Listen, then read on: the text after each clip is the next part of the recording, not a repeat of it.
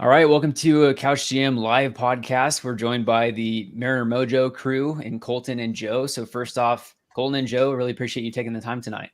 Yeah, man, really appreciate you having us on. Of course. Yeah. Awesome. So let's just start off live reaction. Jared Kelenic was on a show today, had a solid 20-minute piece interview. What are your initial thoughts with what he had to say?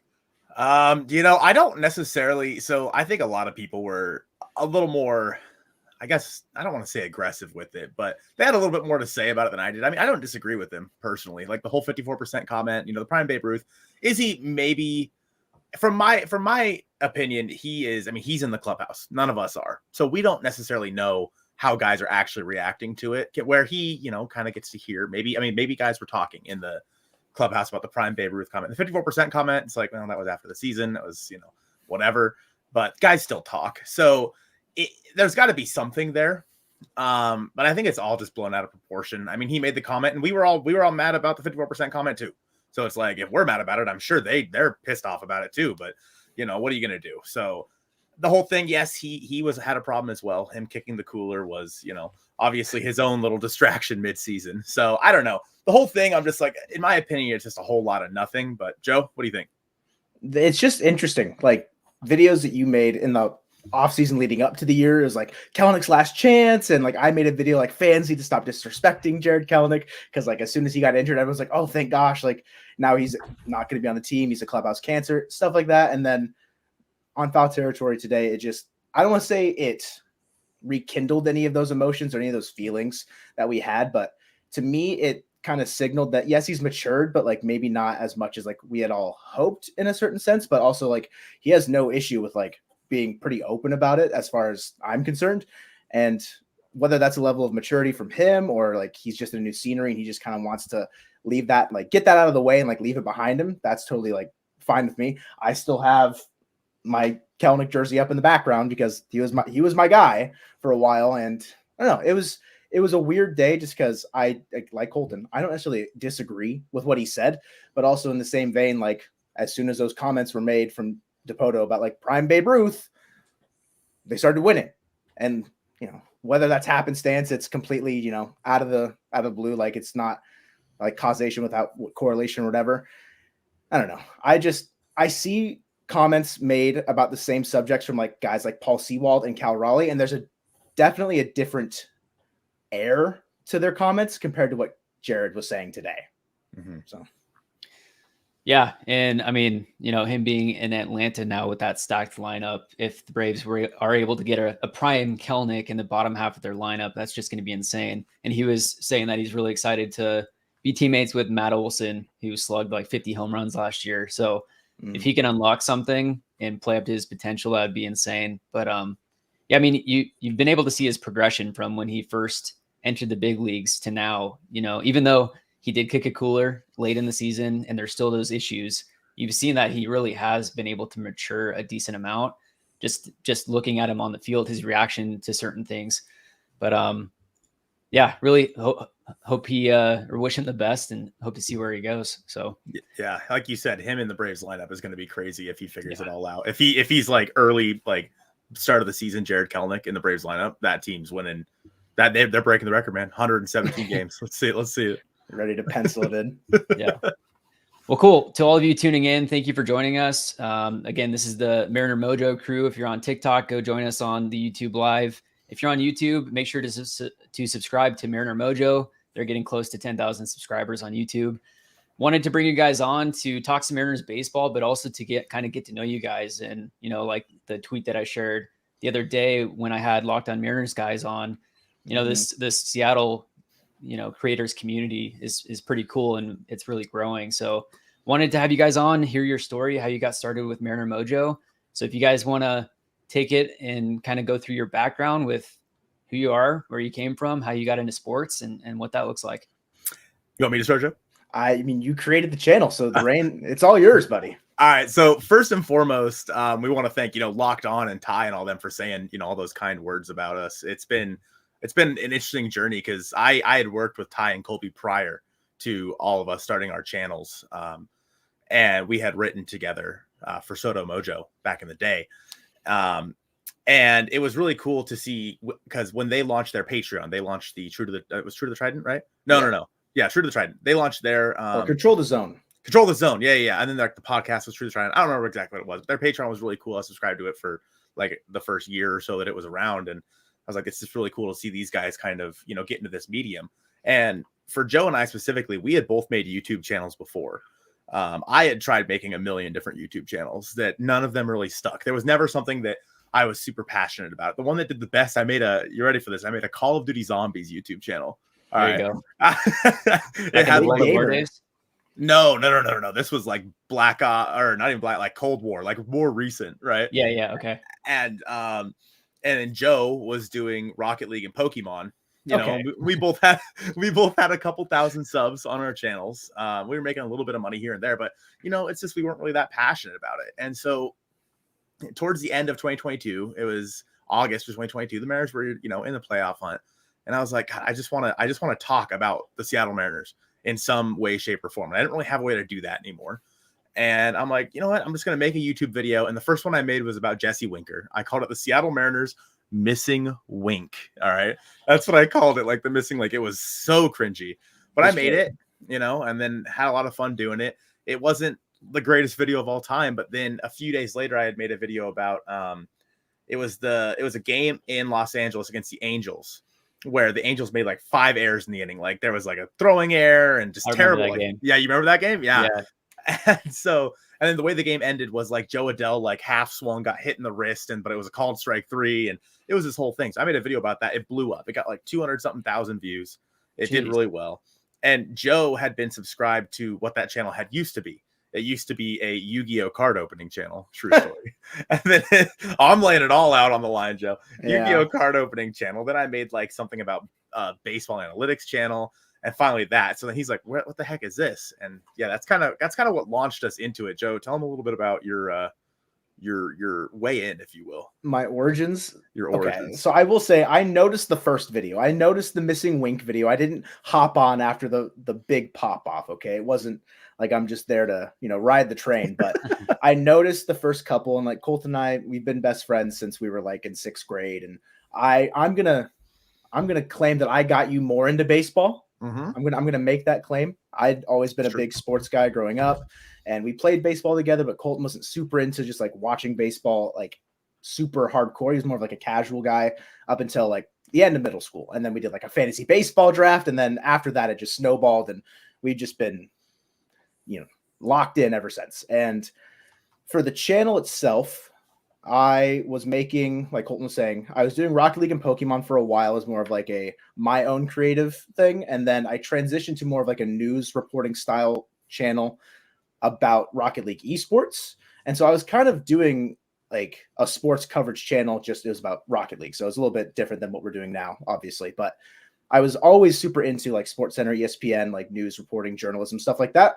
And then I saw a Mariner video pop up in my sub box, and I was like, what the heck is this? And I immediately recognized Colton's voice because it's like, duh. And I texted him like, oh, this is like sick. Like, this is super cool. And, he made a couple more. And I was feeling pretty stale, burnt out with Rocket League content at the time.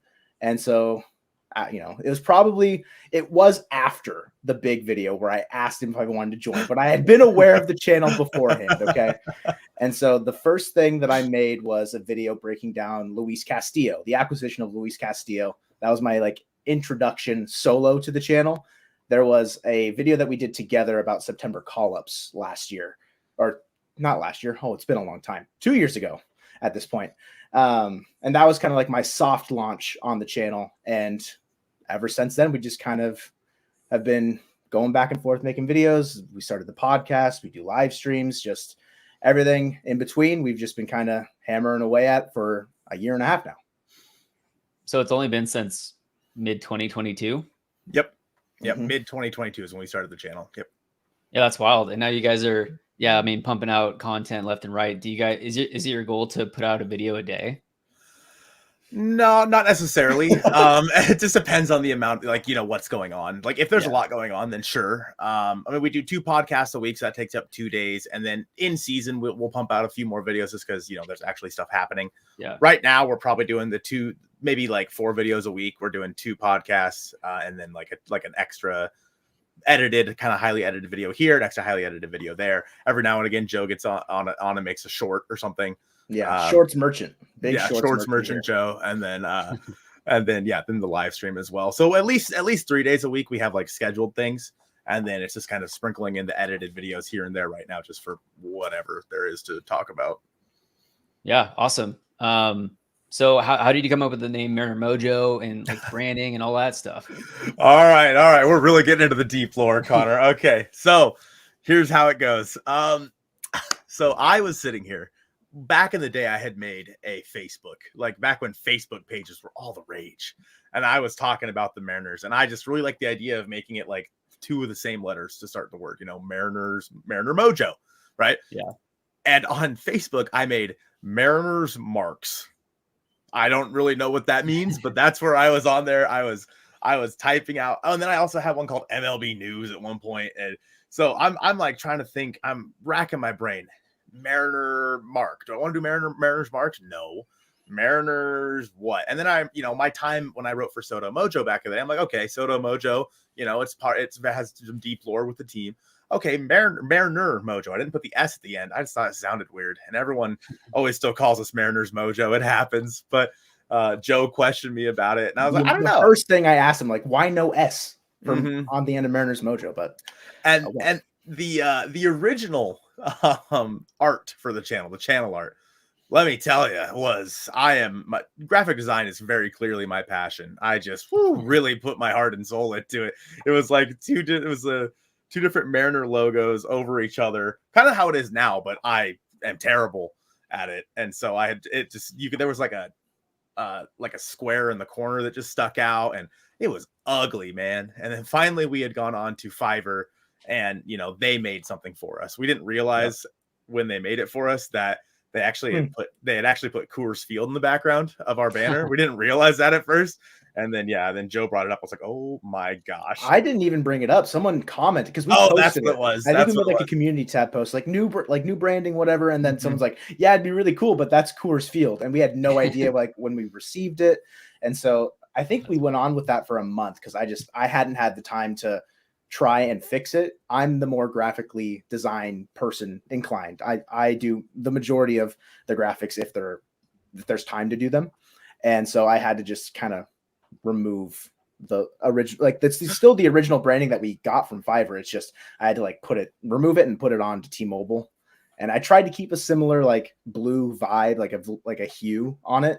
And I mean, when you first kind of came to me about like wanting to rebrand or like get some updated graphics, it was the 2022 theme was that yellow spray painted, like kind of like alleyway, like spray paint tagging kind of design. And that's what you wanted to go with for the original banner and like still with the logo. So it's got like that yellow like drip. It's not as good because I had to cut some of it out while I was removing it off of the Coors Field background, unfortunately, but and we haven't really updated it since.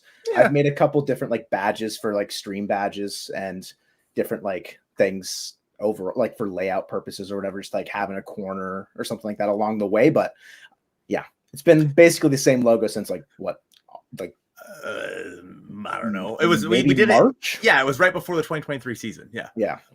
Connor, I have one more thing of lore that I have to tell you, and I feel like this is the perfect time.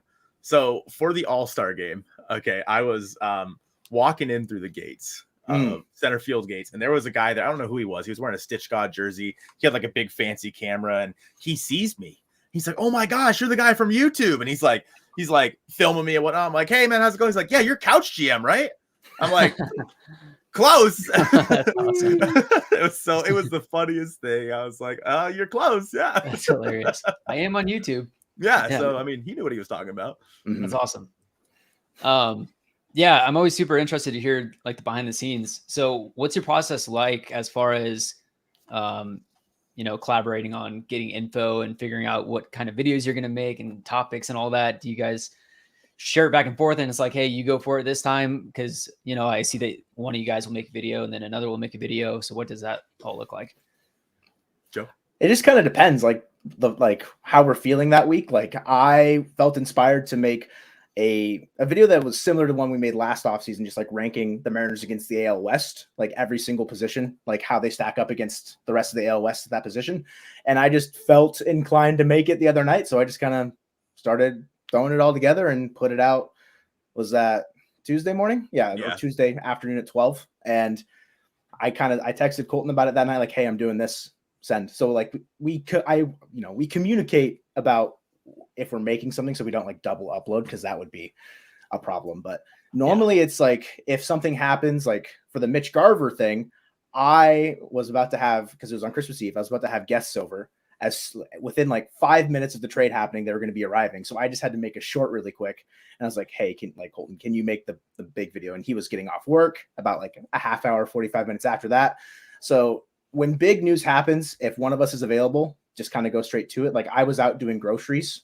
Like I was grocery shopping when Gino got traded, and Colton had to make the video about that really quick. So it's nice having someone there, like a second person, because if that were to happen and I was solo, I'm just going to be recording a video in my car, which is, there's nothing wrong with that. If it happens, it happens. Like it is what it is. But normally we will communicate, I'd say within like 24 hours of a video going out, like, hey, like we're doing this, hey, we're doing that. But it is kind of impulsive, like it's on the fly sometimes. And same thing with like the podcast, like especially in the lulls of the off season, we'll like Colton will turn on his camera, like, so what are we talking about today? Yep. Like, what are we talking about?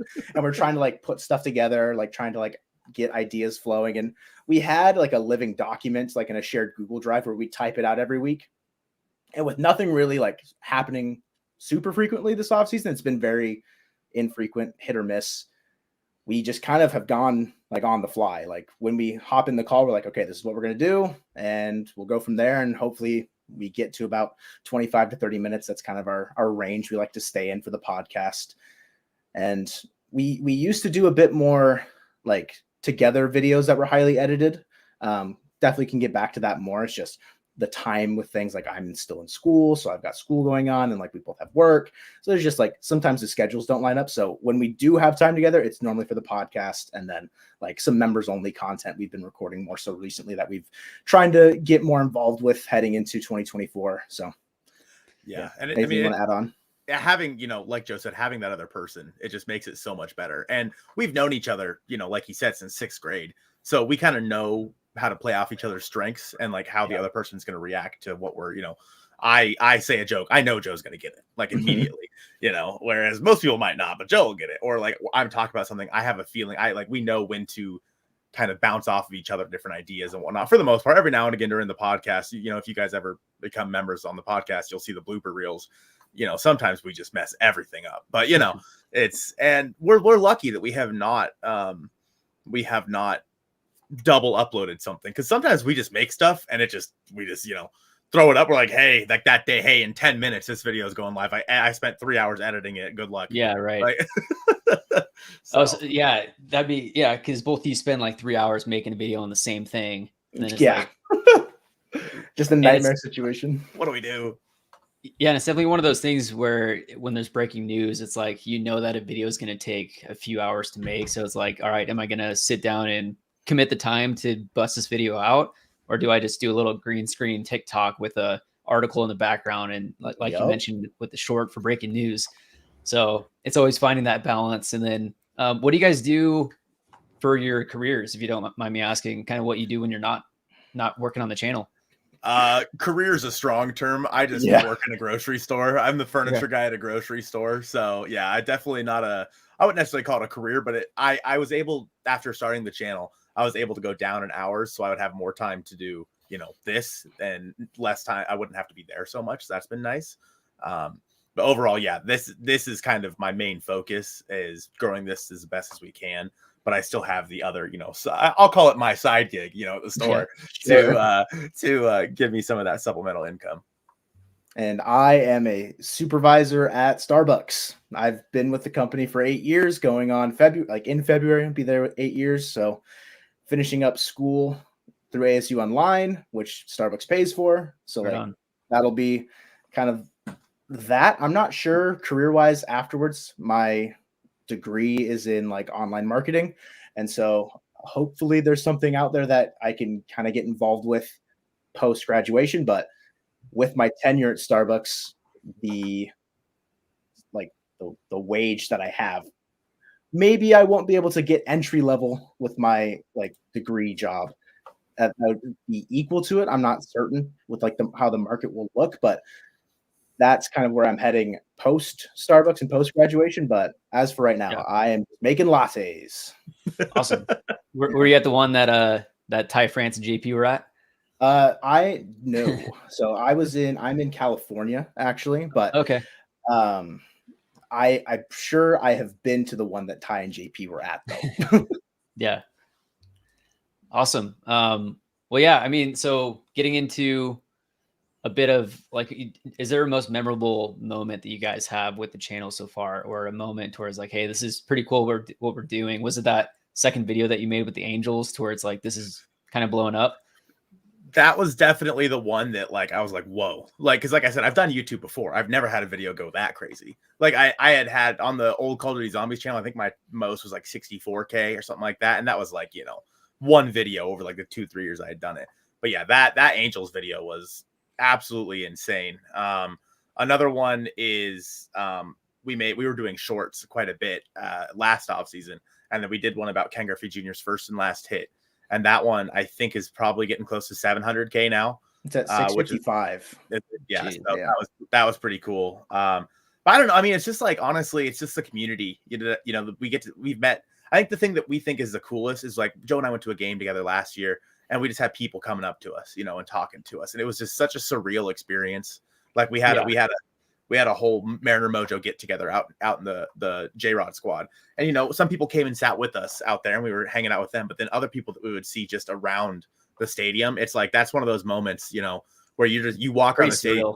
Yeah. Right. People are like Mojo, Colton. I'm like, oh my gosh. Like I used to come to games and nobody knew who I was. And not that like, everyone there knows who I am, but it's just like so weird to just walk around anywhere and have someone walk up to you and shake your hand. And it's like, even at work, people started recognizing me. And I'm like, whoa. Really? I'm like, don't tell anyone I work here, please. This is weird. I think mine is probably. Oh, go ahead, Connor. Sorry. Oh no, it's all you. I was just gonna say same thing. Like I live in California. I go to A's games when I can, when the Mariners are in town. And someone came up to me at the end of an A's game. So like getting recognized outside of T-Mobile was like just crazy. Shout out my guy Roman came up to me and said like, hey, like I watch your videos all the time. It was super cool. This picture's down there. You and Roman are down there. Yeah, very cool. Do you guys have the custom Mariner Mojo jerseys yet? No, we've talked about that actually, haven't we, Joe? Yeah, we didn't fully commit to it because we didn't know if we wanted like what number we'd want to do on it. Like if we would want to do like the year like the channel was made, so like 22, and just put like Mojo on the back. Like we had talked about it, but not like really kind of like settled on a decision there. Maybe do a little Stitch God. Like old school Trident throwback jersey. Could be nice. Yeah. Mariner on one, Mojo on the other, and then 2022 or what have you. Yeah. Oh, that's a good point. Like a been together since kind of jersey. Yeah. That's awesome. Well, cool. So now getting into this offseason with the Mariners. I mean, what are your guys' initial thoughts so far on how things have panned out? It's kind of a tale of two halves for the offseason so far, the teardown and then the build back up. So what are your thoughts?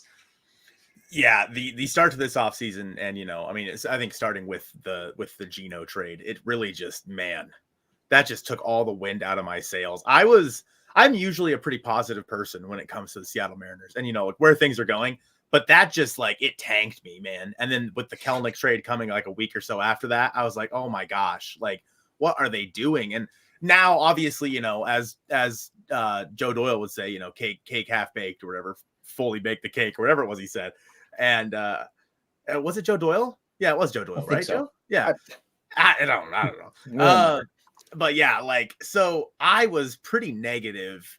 I was feeling pretty negative, as offseason was going on. Still putting out, most positive stuff I could due to the circumstances. But now that they've added, Mitch Garver and, Mitch Haniger's back and whatnot, and Luke Rayleigh, I think that it's pretty clear to see what their plan is now. Not necessarily super clear, but this team is more projectable, in my opinion, than it was last offseason, simply because you now have options. Like, if you need to, Luke Rayleigh can go play first base for you. Like, last year it was Tommy LaStella. Like, no, that's not projectable. AJ Pollock's your guy in left field with a very unknown Jared Kelenic. No. So I think just the ability that the Mariners now have to move guys around, and even with, the uncertainty of how many games Mitch Haniger and Mitch Garver are going to play, which obviously, there are valid criticisms there saying, hey, these guys are not going to play in over 100 games or what have you. And Arias with his injury concern. Right, exactly. So it's like, but now, I guess maybe minus Arias, you have guys that you can move into those positions. Maybe you can move Rojas over there, and then Dylan Moore plays second base. I don't know. I still think they need one more bat. Maybe. Yeah. I don't love to see that. Hi, James. Nice.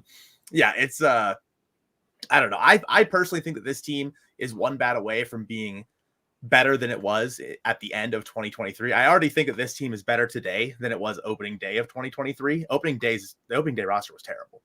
And the opening day lineup, Tommy LaStella, AJ Pollock, like Colton Wong, all being part of it, terrible. I think there's hope, right? There's hope that it can be better, but I mean, they are still, I think, a bat away in the infield, like you're saying, like whoever that is at second base or third base. But the offseason, it has been, like a roller coaster. I wish, I would hope that people are feeling more optimistic about it than they were, say a month's time ago. But there's still that crowd where there's no, not I want to say there's no faith in like the guys that they've brought in, but there's valid, I think, criticisms and just like uncertainty.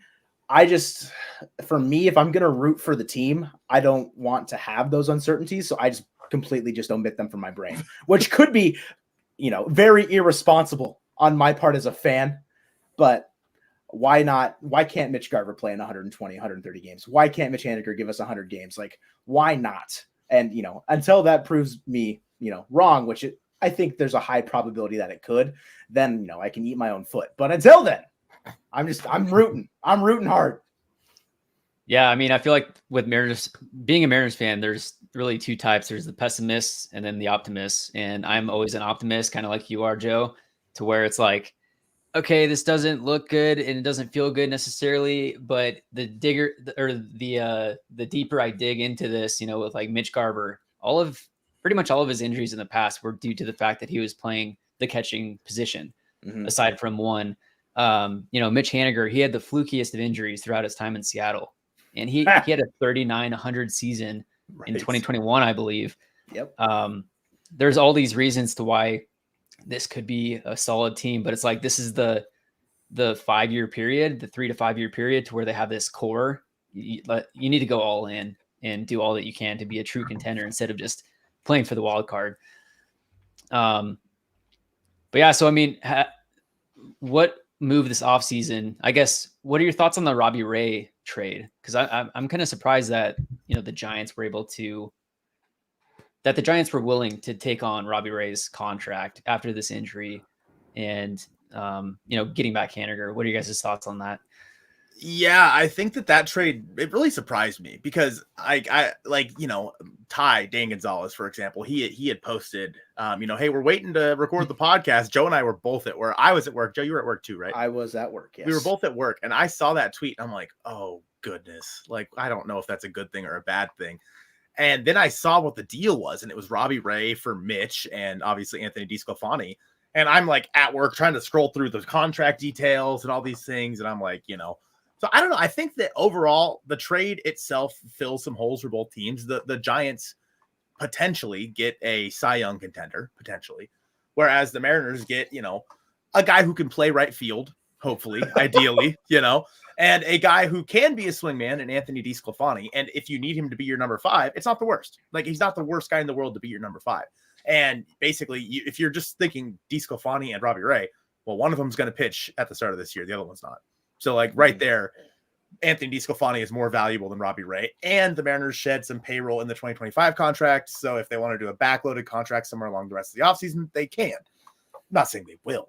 So overall, I think that it was a good trade on both sides. I think it could end up being a win-win on both sides. I think it could also easily end up being a lose-lose on both sides. But anytime you bring in Mitch Haniger back to the Seattle Mariners, it's a win in my book. Like there is no world where bringing Mitch Haniger back is a bad idea, in my opinion. And so the Mariners have him, and DeSclafani is a free agent at the end of this year. They could still try to trade his contract. Joe and I talked about that a little bit for the podcast as well. And then, so is Mitch Haniger the guy in right field? Maybe. And did you give up, Robbie Ray for the next 2-3 years because of it? Yeah. But when you look at your starting rotation, where does Robbie Ray fit in if you keep all these guys? I'm not really sure. That was now. Yeah, go ahead. I was gonna say, Connor, that was one where you went live that day, right? Like, yeah, that's the situation. Like, talking about like making a video versus like going live and getting the immediate reaction. Like, how was that for you and like your community? Just like kind of like trying to like figure out like the nuance of the trade. Like Colton's like he's just scrolling. Like, how is it for you? Just like being able to kind of like talk it through with some people, maybe level-headed, maybe not, but just kind of like going into that. Yeah, the first live that I did, at least when there was a big move like that, was the Kelenic trade. And it's like I'm just hitting live. I'm looking at the tweets. Okay, like, welcome to the live. I'm trying to figure this out as you guys are also. And then I'm just trying to process it live. And of course, there's the emotional and initial reaction as a fan. Like, we really just traded Kelenic and Marco and Evan White, all these guys, and trying to figure out what's going on. And all they got back was like a reliever, basically. Yeah.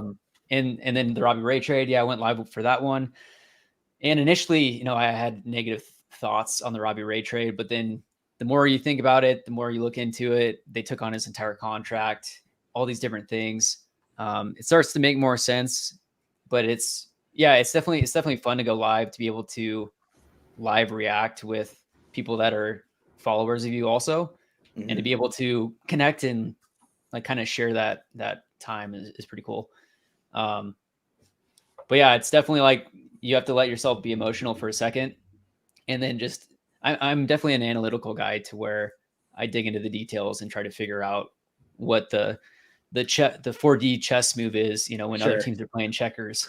So yeah, I think like the Robbie Ray contract was just something I never imagined being off Mariners payroll. Like, that's like the big thing that just like was a hang up for me, like trying to figure out how that would like come back, like just how it all worked when that trade dropped. I was like, why would the Giants take on the entire contract? And sure, like, getting Haniger and DeSclafani off, it ended up being neutral money, because for some odd reason the Giants sent us money in that, thank God. But it was just one of those situations, like going into like the day the season ended in 2023, I was like, okay, Robbie Ray will be a Mariner and pitching for us by like post All-Star break.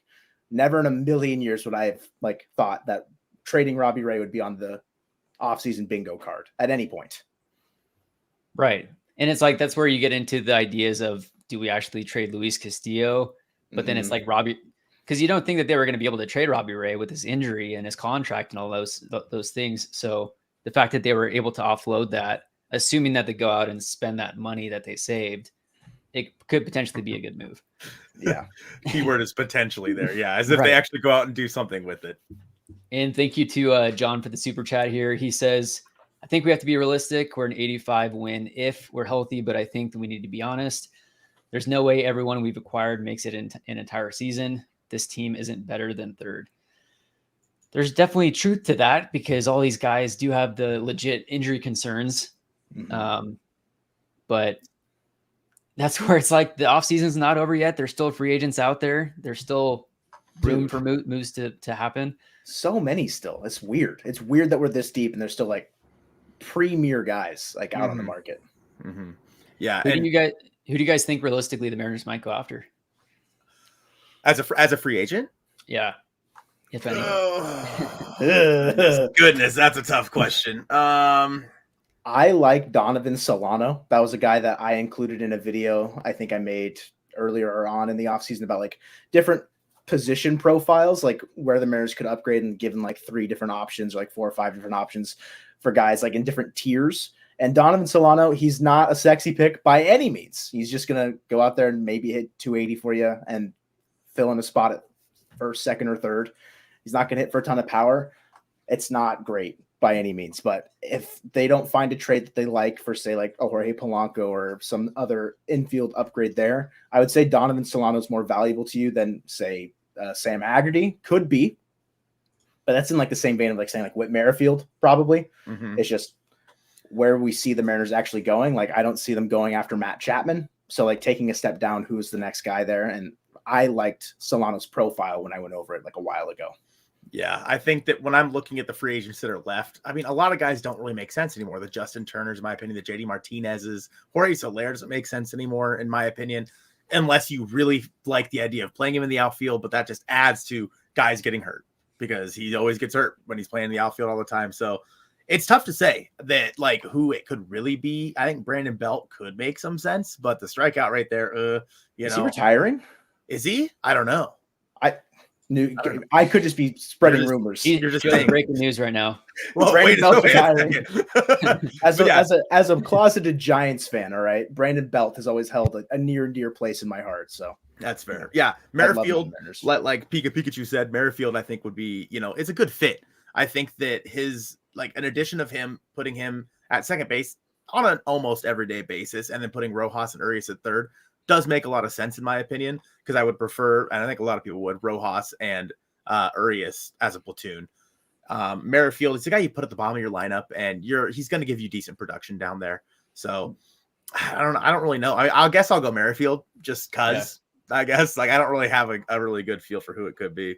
The thing that really makes me think that Merrifield won't is because I saw an interview of him at the winter meetings, and he was saying that he wants to be batting first or second for a team.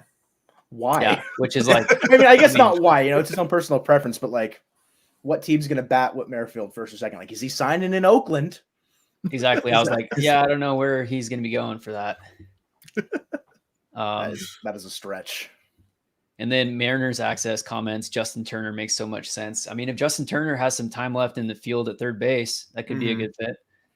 Yeah, I think that if you are okay with putting him at third base, then sure. I just don't know defensively if he's the guy you want there anymore. He's better suited for a DH, in my opinion. Of course, it does make sense. Justin Turner, if he can play third base for you, he is probably the best player for the cost that you can get over at third base for the rest of this offseason. But defensively, especially coming off of the year Gino had defensively, that would be a major downgrade. And Jake, you love to see it, says, not that I totally disagree as far as, where the Mariners are at, but also have to understand that the Astros are a bit shaky right now. The Angels are the Angels. Texas is really the big fish right now. So the AL West is still up for the taking. The Mariners have made the most moves of anybody in the American League West, and there's no question about it. And whether or not that's a good thing or not, I don't know. It's a lot of roster churning. Is this team better now? Offensively, when you look at their processes, we'll have to wait and see. But this team theoretically should not strike out as much. It theoretically should hit for a bit more contact and be able to string runs together, string hits together. So is it better? Yes. In my opinion, yes. But with that being said, you don't have necessarily the star power that you have with Gino and Teo and the thumpers in the middle of your lineup that you had last year. In this comment, thank you again, John, for the super chat. He says, we literally could have kept everyone, signed Garver, and traded for Rosarena, and we would have been a better team than we are now. After that Mitch Garver signing, this is kind of what I thought. Is like, if you still had Kelnick, if you still had Gino, and then you just, kind of signed Mitch Garver, that's a solid looking lineup. But they've done so much overhaul that there's still a ways to go. But I would wonder what the payroll would be like as far as that goes. I know that's not what anyone wants to talk about, but there's obvious reasons why they went out and had to dump payroll or salary and then sign Mitch Garver instead of the moves flipping. If they had signed Garver and then traded some of the pieces away, how that would have, I think, skewed or changed the offseason outlook for a lot of fans. But yeah, with Gino, Garver, and JK still in there, there's no way you can't say that's not a better lineup than you probably are putting out right now, just because you're expecting Gino to not put up a 99 WRC plus. You're expecting him to get back to a little bit of what he once was, and then you're assuming Jared continues to grow because he's still young, has a bunch of potential. Whereas now you're banking on Luke Raley not being a one-hit wonder and Luis Urias potentially having healthy legs for the first for the first time since in a year. So it's just there's a lot of question marks. I get the uncertainty. It's just that's not my shtick. Yeah, and I think that like the only one that I'm really removing all like feelings out of it, because obviously I love Gino. He's one of my favorite players, but removing all feelings from it, I think the only one that really would have made a difference sticking with the team would have been JK. I think that, you know, his upside is so vastly different than, say, Dom Canzone. I think that even Dom Canzone is like way much lower than JK in terms of his offensive production. But Gino, I mean, who's to say that, you know, he comes out next year any better than he was this year? Like, he's getting older now, obviously. Yeah, he put together a great year defensively, but offensively there was some big holes in his swing in 2023. And I mean, just think about when I look at last year's team compared to this year's team, the thought of the strikeouts with, you know, no outs, bases loaded, and just Gino, Teo, and I don't know, Ty France striking out 3 in a row. It haunts my dreams, man. And so like those guys, 2 of the 3 of those guys being gone, I mean, hey, something had to change. And that's just the fact of the matter. Something had to change. And I get this is the route they decided to go. I'm not saying I necessarily agree that it's better. I'm just saying that, you know, something definitely had to change from 2023. And in all reality, you know, JK did have 3 years up in the bigs to be able to try to adapt and show what he can do. It might be a change of scenery that helps him out there, but we'll have to see. A lot of comments about the Darren McCacken. Is that how you say it? Darren McCacken, our guy. Hey, Dara. Future Cy Young or future Ace. Yeah, future Cy Young. There we go. Darren McCacken. So that I'm going to give some lore for Mariner Mojo as well. It was our first or second live stream, I think, and I had never said his name out aloud, and I said McCoffin. And so Daydara, who's on the screen right now, he runs DJ Manny D095 whatever Twitter account, the Darren McCacken Twitter account, and he's just a big community member and super nice guy, and it's just a meme every single time. We love Darren McCacken. Yep, we think it's gonna be Kirby, but it's Darren McCacken. He's like what 30 now, Daydara, right? And he's like.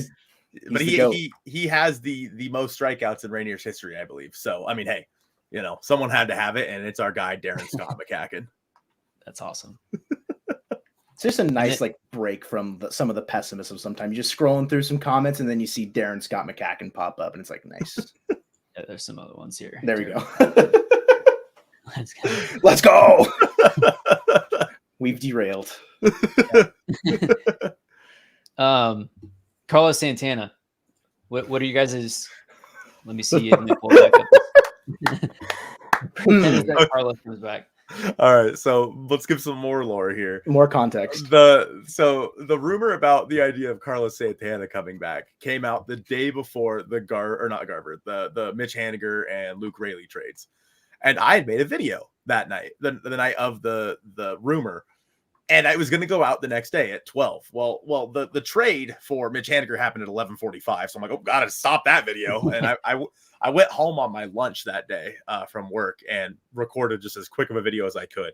So then I just posted the Carlos Santana video today, like a week and a half later, because I'm like, I have this video. I edited it.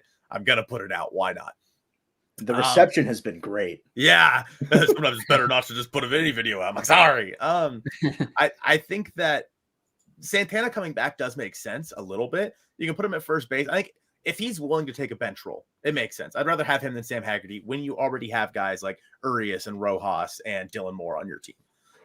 If he wants the starting job, he's not coming here. It just doesn't make sense. He could back up at first base for you if you need him to. He could be a good guy off the bench. And obviously we know that he is a good veteran presence, but otherwise I don't necessarily know how much value he would have to this team right now with the DH spot filled up and first base filled up other than a bench role. I think you have to trade Ty France, but like, is that any better? Like what you get in a trade with Ty France coming back, and then you plug in like Santana and Raley at first. Like for me, like that rumor, unfortunately, is kind of a dud now because of other moves that happened, and it's just poor timing on our part, and the Mariners making moves. And do you really trade a Ty France that's coming off of a driveline offseason? Never. Yeah. Praying on the bounce back. All right, let's see here. John Snow, thank you again for a super chat. At this point, the only thing that'd make me happy is if we traded for Noelvi. He could be our next A-Rod. Yeah. I mean, it would be nice to have Noelby at this point. But I think Divish was the one that mentioned, what if, or no, it was Adam Jude from MLB.com, I believe. But he was like, what if we traded Luis Castillo straight up for Noelby Marte and like one other guy? And I mean, just get him back. Bring that yeah, boy home. Jerry would totally do that. Just something completely out of left field. He won't do that. Oh, he did it. Yep. Yeah. I mean, again, like Noelby Marte was a guy that I saw the vision for before we traded him. And then, you see the trade happen. Like, okay, that makes sense. We'd have to go in a package for Luis Castillo. And seeing him on the Reds, yeah, it hurts. But I don't know if his upside, I mean, I could be wrong. His upside could be as high as A-Rod. But that's a pretty tall order, tall ask to fill, because I mean, A-Rod put up like a 10-win season. Are we thinking Marte's going to put up a 10-win season with the Mariners? I don't know. But again, he's going to be a premier talent at third. Maybe if he moves back to short, but I feel like he's just going to stick at third. I think he profiles out there a little bit better. But as far as like trading for him again, you can't go any less than, I feel like the Reds would ask for Gilbert and above. But you don't do that trade if you're the Mariners, unless you're getting something else back. But yeah, if I had to rank like all of the infielders that the Reds might give up, he's at the bottom. He's like the last one they give up, in my opinion, just because he has that aside kind from of Ellie. Yeah, I mean, Ellie De La Cruz. I mean, you look at their numbers. I'm just saying, last year I'd rather have Noelby. Ellie, he fell off pretty quick, but there's no chance that he doesn't rebound and like figure out like what was successful for him when he first came up, because it was lightning in a bottle. He just has to recapture it somehow. Yeah. Then Eddie says, didn't Ty France come up as a second and third base? I say you could start Ty and Urias at second or third and Santana at first. Yeah, except Ty would have some work to do to be able to. Some work is putting it lightly. Yeah, you're being very kind to Ty France there. You don't want him at second or even third base at this point, folks. I don't know what else to tell you. When Gino got hit, when did he get hit on the hand in 2022? It was like towards the end of the year, and then Ty had to go make like a random spot start at third. Everyone was holding their breath. I feel like it was the most tense like time if just seeing him in the field at third base. It was like you'd seen a ghost. It did not feel right. And with Ty, he's one of those guys. It's like you're borderline wanting him to be DH full time to keep him out of the line of fire. Like he got hurt. True, at Oakland, that is at true. First base before. Sheldon Noisy. I'm gonna fight him. I'm so mad about it still. He's in Korea now, right? Good. Yeah, or is he in Japan? He's one of the two. He hasn't been in the MLB since 2022, I don't think so. Good to know that he injured Ty France's wrist and then left. That's all he did. That's all he was good for the A's. Okay, that's all he was good for. What a shame. Dang. That's tough, man. It's tough. Chas McCormick's next. So, as of right now, how many wins do you guys think the Mariners are getting next year? Joe, you're answering first. 87. That's fine. And a half. Yeah. I think that's their line. Genuinely, I think that's their line. But I'm going to say 87. Right now, 85 and a half. Give you the under there. I think with the pitching, it's too good to be less than 500, and people saying less than 500, I just can't see it, because like the pitching is unreal. And even when the offense was struggling last year, pitching was carrying us to wins or keeping us in the game. There's some standout games like Kirby's complete game shutout of the Orioles on Felix Day, which is just poetic as hell, and other ones like that. You're getting Felix left and right. But if we think that the Mariners have a more consistent offensive approach with the team that we have now, I can see, getting close, like, same win level, 88, maybe pushing 90, but realistic, I'm going to say 87, just like, because there's so many question marks. But what about you, Connor? Where are you sitting at? Yeah, I'd probably say like, I'll go in between you guys, 86 and a half. There you go. I mean, like you mentioned, the rotation is going to be top 5 in baseball again this year. Mm-hmm. And it's surprising, what a staff can do if they're performing. Bryce Miller, Brian Wu, you can't 100% rely on them to be able to throw 150, 200 innings next year. They're all fresh. Brian Wu coming off of the surgery right before he got drafted. But that's where you have Desclafani that could potentially fill in some innings. You got Emerson Hancock ready to go. And it's promising that since they traded Robbie Ray, they didn't have to trade a Bryce Miller or a Brian Wu, and they can now have that full staff, and that's their true strength.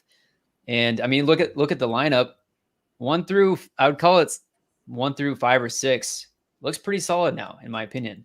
You added Mitch Garver, Mitch Haniger, Luke Raley. We'll see where he slots in, but now it's really just those last few spots in the lineup that you need to round it out with, Arias and Rojas there. Those are the real 2 wild cards. I mean, there's wild cards throughout, but I'm high on Dominic Canzone. You look at his minor league numbers. He's batting like over 300 with really solid power. It's just a matter of him taking that next step, and this lineup, this offense might score more runs than you think also. Yeah. I think, you go ahead. Oh, okay. I think that, one more addition. This team is one addition away from pushing 90 wins, in my opinion. I like top wild card spot. I think that is how close they are. And I'm not saying like a Colton Wong addition, Please no. Don't bring back Tommy LaStella. That's not the addition I mean. Okay. But some sort of upgrade, even if it's just to this bench. But you can't, with Sam Haggerty being the last guy on this roster, I think if you can replace him with somebody that has a little bit more projectability, I think that you are, even Donovan Solano, like Joe said, I think that is an addition that raises the floor of this team to the point where they can be projected to make a run at this thing. Because with all the injuries that Texas has had, and I know Texas is a very good team, their bullpen still sucks. And their offense is insane, but is Jonah Heim going to run like a 5,000 slugging percentage next year again? I don't know. Like, they're still relying on a lot of those guys to continue what they did in 2023. What's Evan Carter next year? He looked like he was, like Joe said earlier, lightning in a bottle, but I don't know if that carries over into 2024. Josh Young was a stud. Right, yeah. Exactly. And I think that Josh Young, and Joe said it in one of his video, I think today, that Josh Young's going to be the best third baseman in the American League West. I don't disagree with that. I think that overall he is one of the better players in all of baseball.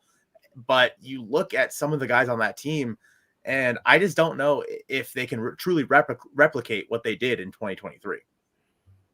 There's a lot of regression curve trend like that could hit that Texas team pretty hard. I would hope it's not. I mean, I don't want to say I would hope, because they're a division rival. We're going to be lumped into that group that is a secret Rangers fan by what I'm saying. But like Josh Young is a guy that I'm super high on. I think he's, like you're saying, I think he's going to project past Alex Bregman and take the crown of best third baseman in the American League West. But the question I was going to ask before like you started going, Colton, was, do you guys think Dom Canzone's role has completely just been like messed with the acquisition of Raley and Mitch? Because before it felt like, he had a pretty solid spot. I mean, that's just because the personnel around him was bad. But now with like them saying Mitch is going to play every day, like how does Dom Canzone fit into all that? Because right now, like I don't see him playing and seeing as many at bats as we all had projected to or thought about going into this offseason. I think Haniger might be eased up quite a bit, because the thought is that potentially Haniger and Canzone might be a platoon in right field. Yeah. So if there's more righties that are going to be throwing, then you'd assume that Canzone might be playing maybe even more than Haniger. Maybe you have Haniger coming off the bench a lot of the times in those certain situations where you really need him to come through. Because otherwise it's going to be, Luke Raley, and he's a younger guy. He's like 29, 30, but healthier than Haniger so far, to where he can be playing every day, and you can move Raley around and give other guys days off. And then you also have guys like Bliss coming up at second base. You got Deloach that could come out in the outfield at some point. You've got Locklear. So there's other guys that can come and fill in certain spots. But yeah, I see Canzone having a pretty solid role. And just looking at I didn't know about him until the trade happened with the Diamondbacks. I didn't know his name. But then you look deeper into it, and he's hit everywhere he's been. I look at Dominic Canzone, and I know that, when he came over, they were like, oh, he's a first baseman outfielder, or outfielder first baseman. I would really like to see him work on first base and just see what he can do defensively there, because if you can platoon, not even necessarily platoon, but just have him be able to give a blow to Ty France at first base, along with, and the same with Luke Raley being able to, go over to first base as well. And maybe Dom Canzone goes and plays left field. I think that that rotating door of those three would be really like on a day where you're facing a tough righty. Justin Verlander's on the mound, you know, you can have Canzone and Rayleigh in there at the same time. I think that's a really good tandem. And I don't necessarily know, his role has changed for sure. I don't necessarily know if it's because of the injury risk with this team. He is a great guy to have on your bench. You can put him at DH. Let's say Garver does unfortunately get injured, or Mitch does unfortunately get injured. Canzone can fill both those spots. Yeah. And so he's a guy that, as long as you're not facing a lefty, I think should be getting, you know, playing time 3-4 times a week at least. That's fair.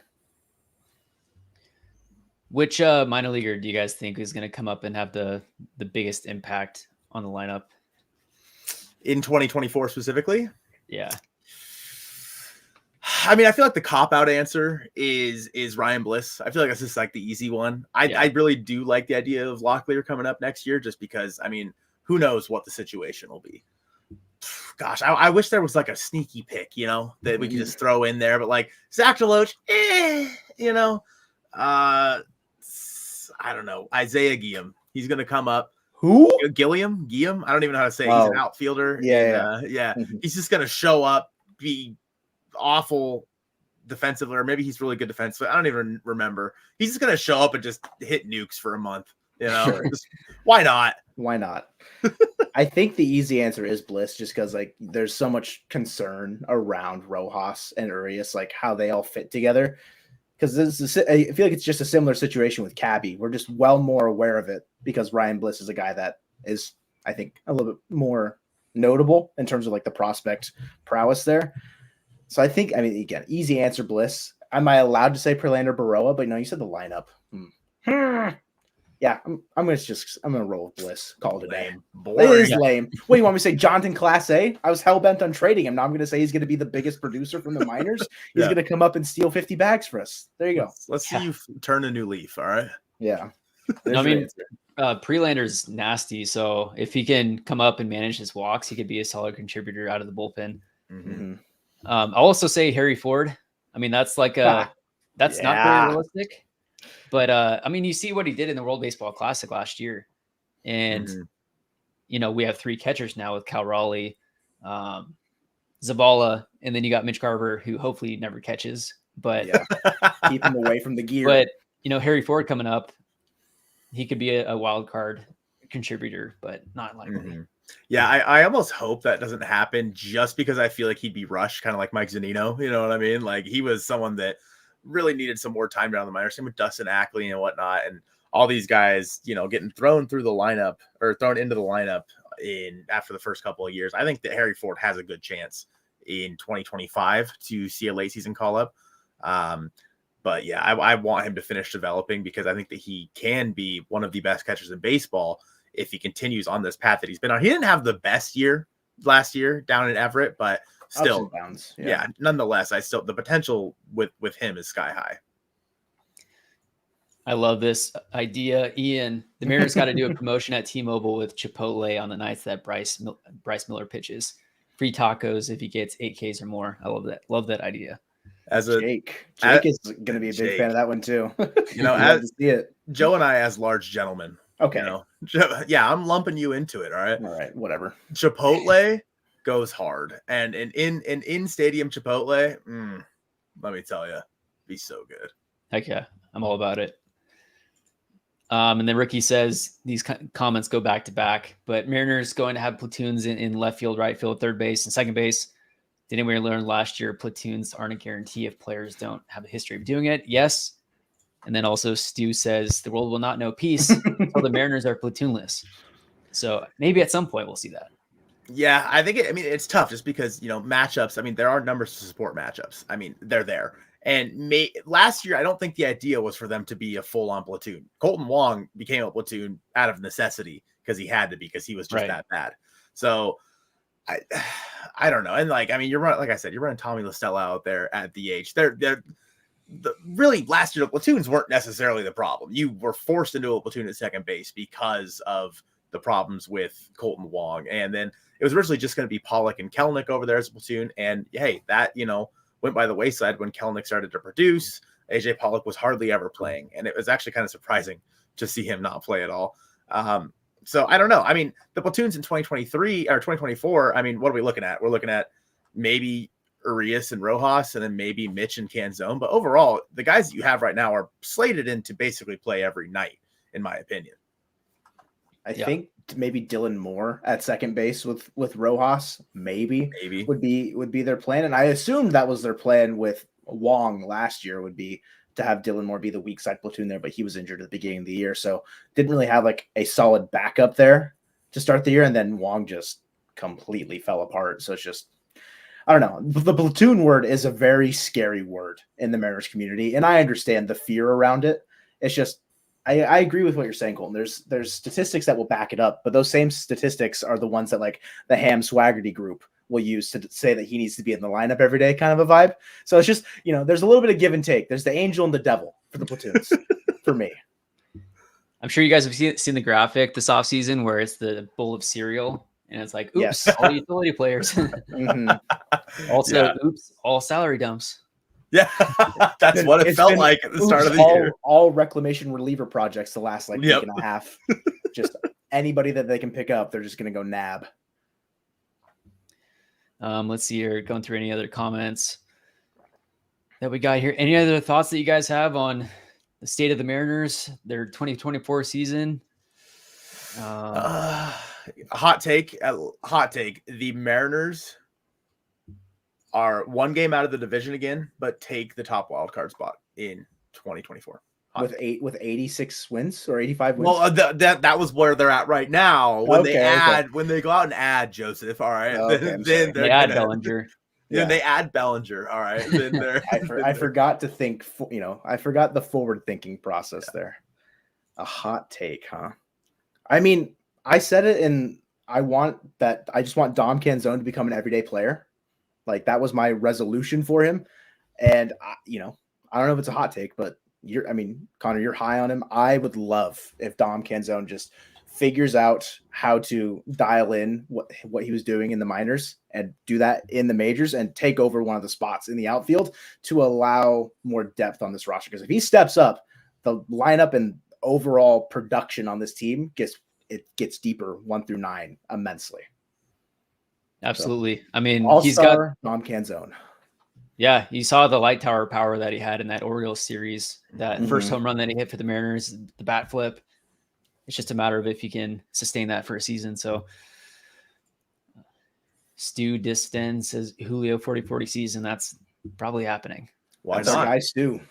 Heck yeah, Stu. What's your hot take, Connor? You got to have one somewhere. My hot take. Well, last year it was that George Kirby was going to win the Cy Young. That's not really a hot take because, I mean, Kirby's a stud and he's on all the MLB rankings. He's like a top 10 pitcher now. Yeah. Let me think here. Let me look at this lineup. We got JP Crawford. Like who can I really, put some faith into? Well, I mean, I'll say Mitch Garver. I mean, I'll say that Mitch. That's not a hot take, is it? No, no, it's a hot take. No, it's definitely, if you're going to say that he's going to play like 120, 130 games, he's never done it. So I'll say Mitch Garver plays 120 games and he's like a top 4 producer for the Mariners. Let's make it really hot.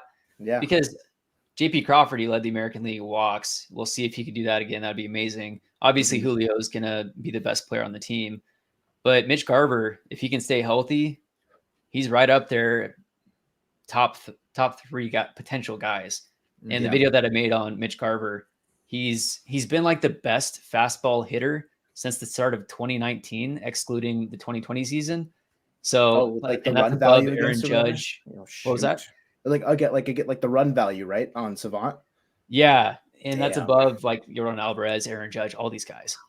So if Mitch Garver can stay healthy, he could be one of the best guys on the team. I like his better than ours, Joe. Yeah, I mean, honestly, his goes a lot further than ours would go, I'd say. If we get Mitch Garver putting up like a 140, 150 WRC plus playing in 120 games, that the lineup itself is just going to start producing runs like it's a factory. Just going to keep going. Just going to keep, like that gif of them just hitting the ball over and over again. It's just Mitch Garver at the plate. I'm in. Last one, actually. Do you guys have a mock lineup that you guys think how things would slot out right now? Oh, yeah. Yeah. You want to go first, Joe? I mean, I don't want to use the roster resource one, but it's going to be pretty close to that, what they've got on Fangraph. So it's going to be JP leading off, Julio batting second, Garver batting third, Cal batting fourth. And then I think if they want to be risky with it, they go Mitch 5. And then which Mitch third? I said Garver batting third. Right. Oh, okay. Sorry. I missed that part. Okay. I'm going to say Mitch Haniger. There you go. Batting 5, Rayleigh batting 6, Ty batting 7th, Urias batting 8th, and then Rojas batting 9. The only thing I could see switching is 5 and 7, but that to me is like pretty like cut and dry, like what they'll be doing on a most night basis. I think mine would be the same, but I might switch Mitch Haniger and Luke Rayleigh. I might bat Rayleigh 5. Depending on matchups. Let's just assume there's a righty on the mound. Righty on the mound. I'm putting Luke Rayleigh at 5, putting Mitch Haniger at 6, especially if we're trying to, kind of trying to even out the righty lefty a little bit. I know that Scott loves his matchups. So like if we're going JP, Julio, Cal, Mitch Garver, then Rayleigh, then Mitch Haniger, and then who am I missing here? Ty, and then maybe even go Rojas and then Urias. Okay. If you really just want to mid-max it, but yeah, somewhere in that, I feel like is what we will see on opening day. I agree with those. And honestly, the more that you go through the lineup, the more I kind of like it. I'm not going to lie. It's just, like we mentioned, it's just those last couple bats potentially. Yeah. Ricky says Bryce Miller gets Cy Young votes and takes the next step with this new splitter. That's definitely potential also. Bryce Miller is going to be filthy this year. His one looks nasty. I think that, Connor, you have covered that splitter more than anyone, and it is so interesting to see, like, from your point of view, how that pitch has developed over the past few months or however long you've been working on it. Because you did some stuff with Driveline at some point, right? Yeah, I went up to Driveline one time. Funny thing, it's like one of those learning experiences. I actually did a sit-down video podcast with one of their head of something. Camera died. With the battery. Oh, no. And my other camera that I had set up, that was basically, long story short, the main camera had all the audio. That died. It didn't save any of the video, any of the audio. So I get to the stadium, I pull up my computer, like ready to start editing this interview, and there's nothing there. But yeah, I mean, just Bryce, I asked him about Bryce Miller's fastball, how it's unique. And because the spin rate, the spin efficiency, it's fighting gravity more than other pitches. It has a higher spin rate. So it looks like it's coming in faster than it is, even though it's still at 95, 96. And then factor in, basically he didn't have any out pitches against the lefty. That's where the splitter really comes into play. And like with Gilbert last year, he learned the splitter because he was throwing a circle change. And with the circle change, a lot of times you have to pronate. And that's twisting your arm basically, and it's hard to control that pitch, that movement. So with the splitter, it's more like the fastball coming out to where they're able to stay behind it. And so it obviously worked for Gilbert. It's working for Bryce Miller, looks like. Robbie Ray learned one last year. It's funny how the Mariners everyone learned a two-seamer the season before. And then they come into 2023, everyone's learning a splitter. So we'll see if Kirby can teach the rest of the rotation a knuckleball. Yes. Everyone's just throwing one knuckleball a game. You never know when it's going to come. So fun. Right. That'd be amazing. Well, Colton and Joe, really appreciate your time. I want to respect your time. Thank you, everyone that tuned in. Make sure to go like and subscribe to the Mariner Mojo YouTube channel. They're close to 10,000. Make sure to subscribe to the Couch GM. Make sure to follow us across social medias. And thank you both again, and we'll see you next time. Thank you.